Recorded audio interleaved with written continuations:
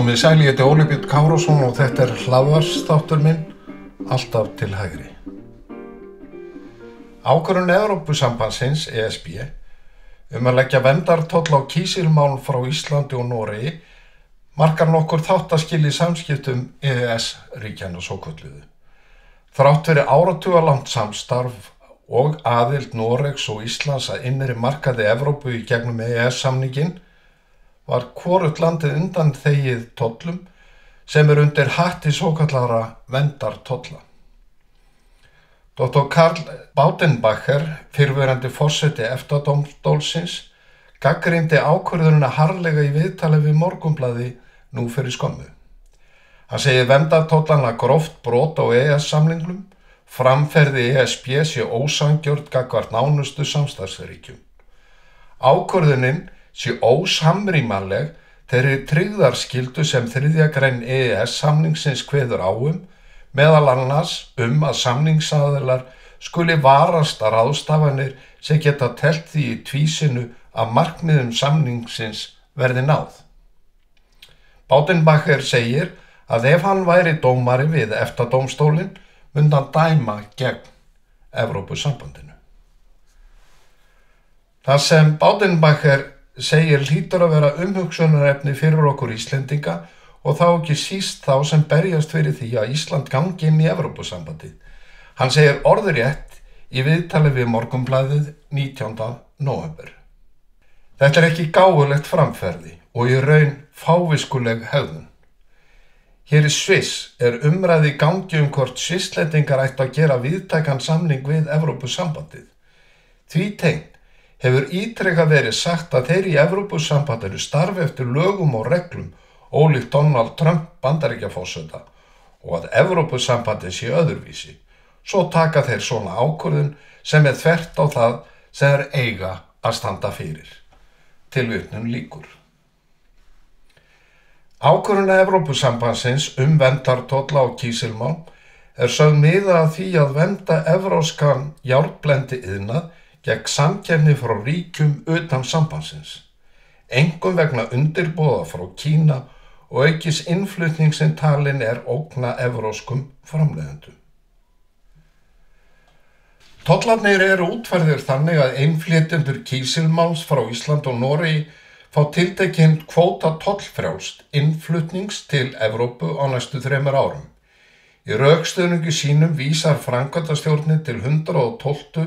og 113. greinar EES-samningsins sem heimilar öryggisráðstafanir vegna alvarlegra efnahagslegra erfiðleika í sérstökum atvinnugreinum. Þar kemur fram að innflutningur á járnblendi frá EES-ríkjum hafi numið rúmum 47% af heildarinnflutningi til Evrópusambandsins á liðnu ári og þessi innflutningur hafi þrýst niður verði og komið í veg fyrir að evrópskir framleiðendur gætu hækkað verð til að mæta kostnaði sínum. EES-samningurinn byggir á fjórfrelsinu svokallaða, frjálsu flæði vöru, þjónustu, fólks og fjármagns. Í 3. grein samningsins kveðið á gagnkvæma tryggðarskyldu, svokölluð loyalty clause, sem felur í sér að samningsaðilar skuli varast ráðstafanir sem geta teflt í tvísinu að markmiðum samningsins verði náð eins og við gátum áðan og auðvelda samvinnu innan ramma hans. Þetta grundvallarregla sem á að tryggja jafnræði og traust milli aðila. Baudenbacher hefur, eins og áður segir, bent á að þó að Evrópusambandi vísi til 112. og 113. greinar verða að túlka EES-samninginn í heild sinni og taka þannig mið að 3. grein og grundvallarreglum fjórfrelsið.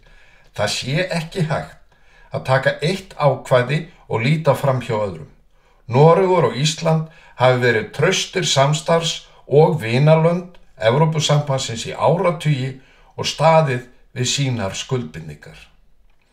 Svona kemur maður ekki fram í garð nánustu samstarfsríkja, segir Baudenbacher og heldur áfram leiðtogar Evrópusambandsins hafa ítrekað sagt að EES-ríkin séu nánast eins og aðildarríki en sparka svo skyndilega í samstarfsríki sín með þessum ósanngjarna hætti. Það ætti öllum að vera ljóst að ákvörðun Evrópusambandsins grefur undan trausti á EES-samningnum og getur haft víðtækar afleiðingar fyrir vilja annarra ríkja til að semja við Evrópusambandið. Ef lönd sem hafa sýnt samningnum trúmennsku í yfir 3 áratugi, líkt og Noregur og Ísland, verða fyrir slíkri meðferð, hljóta þær spurningar að vakna hvaða traust önnur lönd geti borið til sambandsins.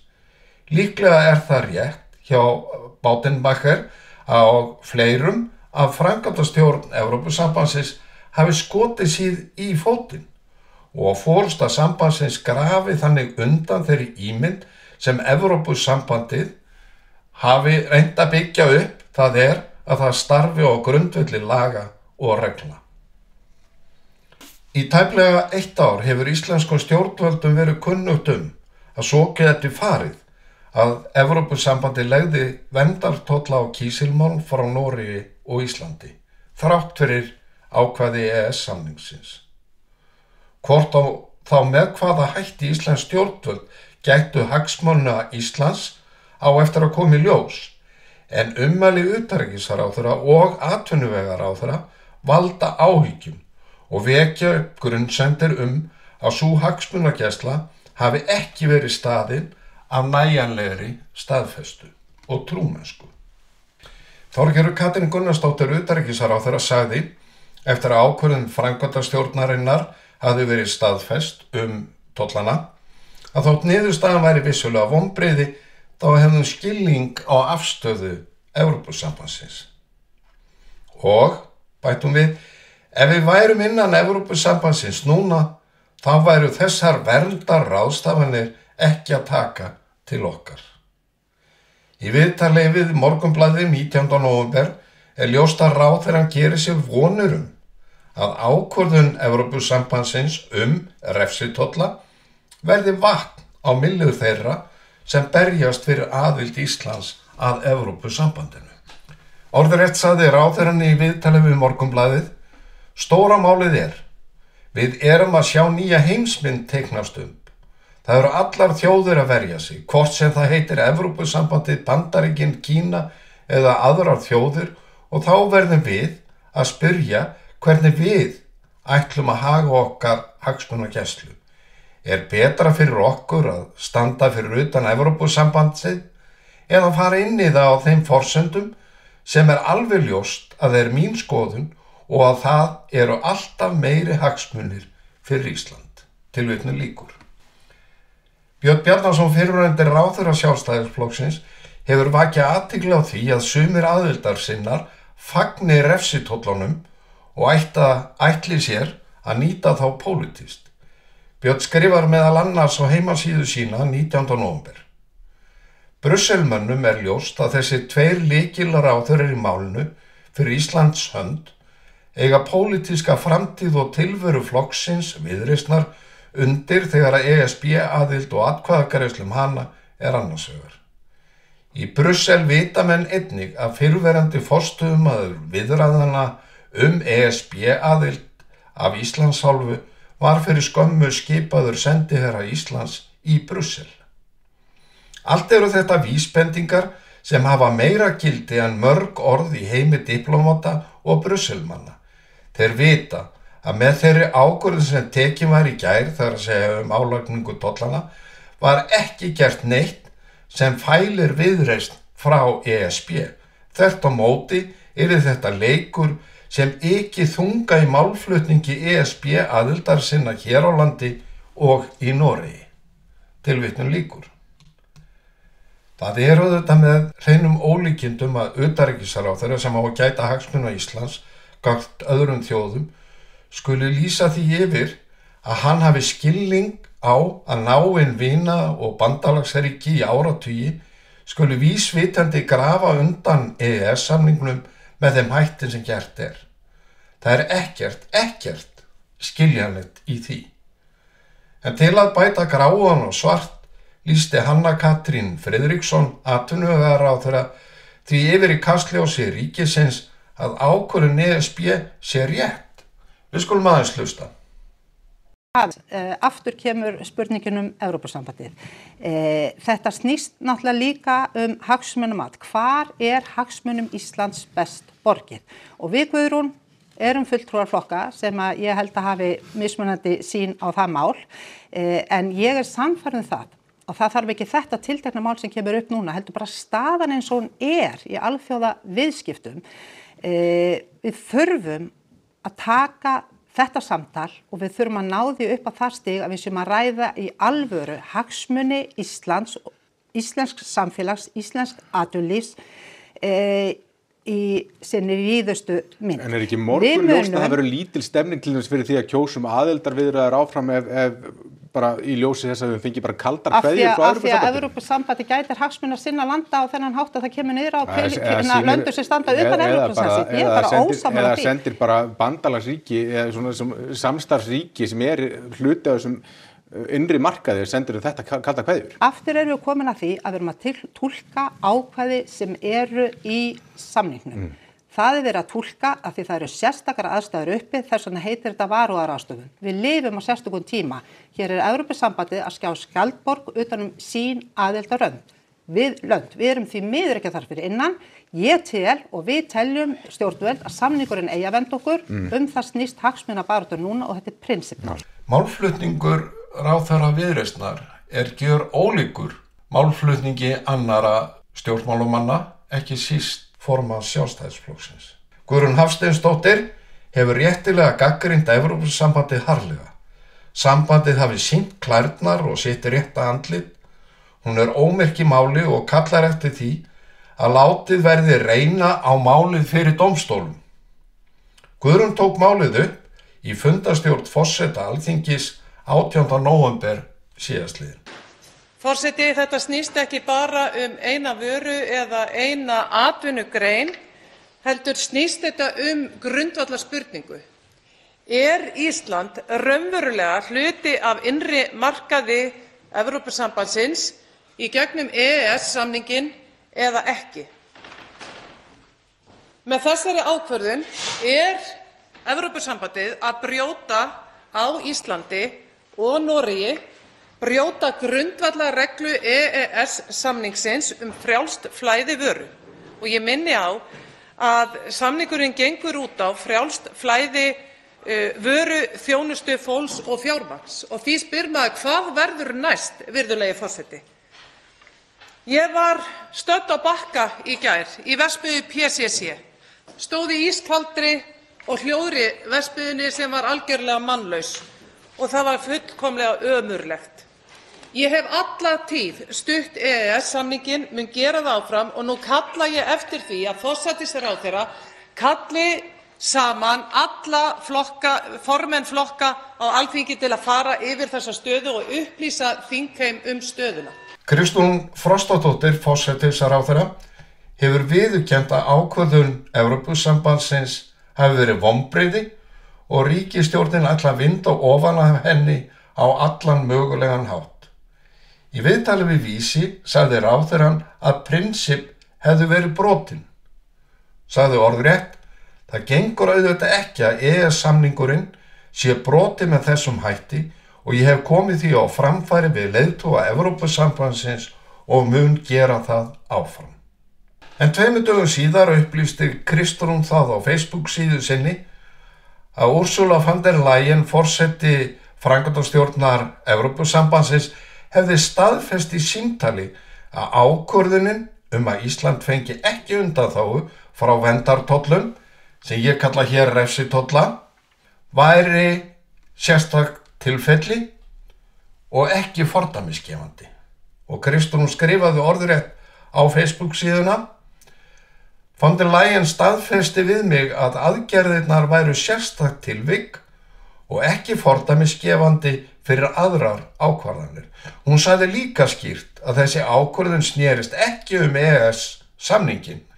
Ísland getur áfram reitt sig á aðgengi að innri markaði ESB og því fjárfestingaumhverfi sem samningnum fylgir. Tilvitnun lýkur. Og Kristrún kallaði ákvörðun ESB hliðarspor. En það getur varla talist merki mikla staðfestu að fyrst sé að talað brot á prinsipum, brot á grunnreglum EES samningsins og 2 dögum síðar, eftir símtal við æðsta kommissarinn í Brussel, að kalla ákvörðunina samningsbrotið sjálft hliðarspor sem skapi ekki fordæmi til framtíðar. Það væri kannski hægt að hafa gaman af barnslegri trúgirni ráðherra ef ekki væri jafn alvarlegt og mikilvægt mál að ræða og framkvæmd EES samningsins. Norskir atvinnurekendur hafa lýst yfir áhyggjum af því að málið skapi fordæmi sem takmarki aðgang norskra fyrirtækja mörkuðum ESB-landa. Þrátt fyrir aðgangur Íslands og Noregs að innri markaði Evrópu eigi að vera tryggur, enda fari allir eftir sömu leikreglum, sé ljóst að svo sé ekki raun þegar hagsmunir ESB eru annars vegar. Þá víki EES samningurinn. Gunnar Þór Pétursson, deildarforseti lagadeildar háskóla í Reykjavík, segir í samtali við fréttastofu ríkisins að EES samningurinn lifi góðu lífi en skilaboðin frá Evrópusambandinu séu slæm og umfram tilefni, og hann segir: í sjálfu sér sendir ákvörðunin skilaboð sem eru miklu stærri en það sem undir akkurat ákvörðuninni sjálfri. Það það sem við munum þurfa að fást við á næstu misserum. Vissulega skerði þetta trú og traust á því að við séum talin fullgildur meðlimur innri markaðarins. Og hér kemst Gunnar Þór að kjarna málsins. Við getum illa litið svo á að Ísland og Noregur séu fullgildir aðilar að innri markaði Evrópu eftir ákvörðun Evrópusambandsins að leggja á sérstaka refsitolla á þessi 2 lönd. EES samningurinn án nokkurs vafa einn mikilvægasti alþjóðasamningur sem Ísland hefur gert. Og við Íslendingar lifum á alþjóðaviðskiptum. Lífskjör okkar byggjast á greiðum aðgangi að erlendum mörkuðum. Þegar Evrópusambandið tekur einhliða ákvörðun að útiloka samstarfsríki og gengur gegn grunnhugsun samningsins, ætti öllum að vera ljóst að undirstöður samningsins eru ekki jafn sterkar og traustar og við höfum talið okkur trúum. Og það þjónar ekki hagsmunum okkar að gera lítið úr málinu og tala hliðarspor en gefa til kynna að lausnin liggi í því að Ísland gangi í Evrópusambandið, líkt og utanríkisráðherra gefur til kynna. En auðvitað kemur það ekki nokkrum manni á óvart að þegar að glímt við vandamál eða leysa þar verkefni sé lausn viðreisnar alltaf það sama: Evrópusambands aðild. Ég þakka þeim sem hlýddu. Góðar stundir.